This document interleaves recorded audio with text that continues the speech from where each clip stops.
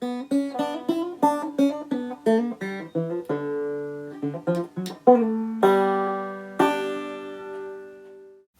and welcome to this week's edition of Guinea Pigs with Greg. Today I thought I'd take you through my pink-eyed black, or the black devils that are in the shed at the moment, and what we're trying to achieve with this breed. I'm not going to go too much into the origins of the breed or the genetics. We'll save that for a full in-depth breed review on the progress of the pink-eyed blacks.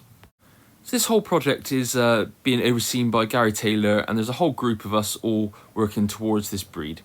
And the goals in my shed are very particular. Mine is to increase the pigment on the ears and to really get that jet black pigment throughout the whole KV. So I'm going the long way round. I'm using my boar here, Leo, who's got fantastic pigment, lovely broad head, and those really bright pink eyes, as well as that beautiful black glossy coat. No coat fault, so he's just the perfect stud boar for us to use. As you can see, the undercolour carries all the way down. There's no hint of chocolate, which is just what we want for this breed, and it's a great way to really push this aspect forward. So this is what I'm doing in my shed. I'm concentrating on pigment first and foremost.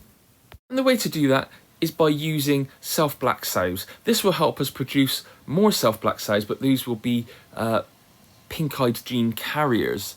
And then when we pair those back to a proper pink-eyed self-black, then we will have more chance of getting the pink-eyed black out, or the devils.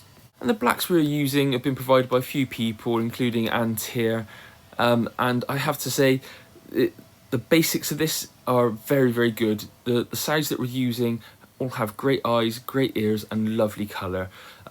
Any amount of width we can add during this process is a bonus, because as I said, what we're after is pigment, pigment, pigment. We want to get those ears and pads and vents jet black, and that's what we want for the breed. Jet blackness, just like a normal self-black, then add these gorgeous pink eyes, because that's what the breed is all about. It's really what distinguishes it apart from all the other breeds that we have. And because this gene can be carried, we have to keep very, very good records, and thankfully Gary Taylor is in charge of storing all those records, so we just report back to him what's been bred by who and what the litters have achieved. As well as my self-black boar, we also have a crested boar. Now, I brought him over because I thought it'd be good as an outcross. Actually, cresteds don't interest me at all. So I'm going to find a new home for this guy. Even though he's absolutely perfect, cresteds just aren't the way that I want to personally go. And I think using my other boar will help me achieve what I'm looking to achieve a lot quicker, rather than adding an extra gene in the form of crested, which is another variable I don't really want to think about right now. So we've used some self-black sows in with a different devil boar that we borrowed from Gary Taylor. And this has produced us some carrier sows. And this one in particular I quite like. The pigment's very good, the undercolour is very good, and we're starting to get a bit of shape to the body, which is very pleasing and promising. So when this one's paired back to Leo, our pink-eyed black boar, we should get a high chance of producing some lovely pink-eyed blacks straight off the bat, which would be lovely. Pink-eyed blacks are currently shown in the development classes, and it's really good to be at the ground level with this breed, really trying to iron out the kinks and make some real improvements very quickly. And we're using all of these lovely black sows in with our pink-eyed black boar to try and increase the numbers, spread the breed around, and encourage more people to actually take up this challenge with us. So going out at night into the cages and seeing just a pair of pink eyes floating around in the cage was quite an experience the first time I realised what was happening. But I have to say they are very beautiful and very striking, and that contrast between the red and the black is something, again, we don't really have in the KV fancy. As I said, good records are important, so you cannot tell that this carries the pink-eyed gene, but I know it does because it's come out of a pink-eyed black boar. So I know this will be useful in the future.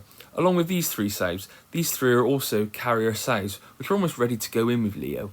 So this is something where I'm hoping to really increase the numbers, but also look at the pigment on these KVs.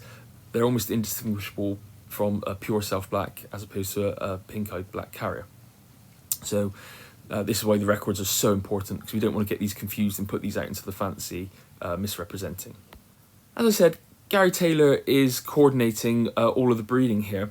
So some of his sows have come over to me to be used with Leo, my pink-eyed black boar, and this will produce some more pink-eyed blacks very quickly. So we have these two lovely carrier sows in at the moment, and it's quite exciting to see what's going to come out, because these are going to add a touch of glamour to the shed, which is something that I was hoping to do later on, but Gary's progress has allowed us to do this very quickly.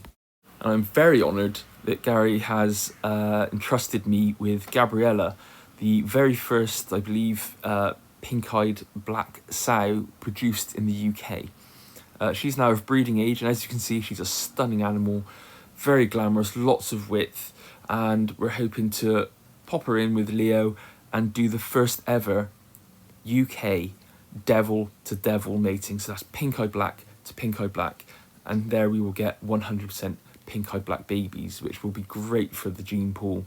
We'll have lots of pigs to work with, and it's very exciting to be entrusted with this. Since this is the first time that we've done a pink-eyed black to pink-eyed black pairing, we really don't know what's going to come out in terms of pigment.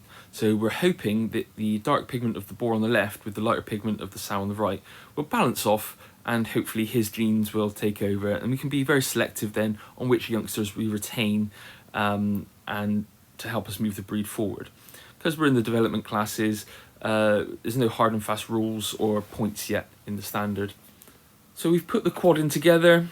We'll just add some fresh hay and lots of food, but I want to give them a blank cage so that they can bond quite well before having any interference. So I'll be here for about half an hour just making sure everything's okay, and then in 2 months' time, the pitter-patter of little feet.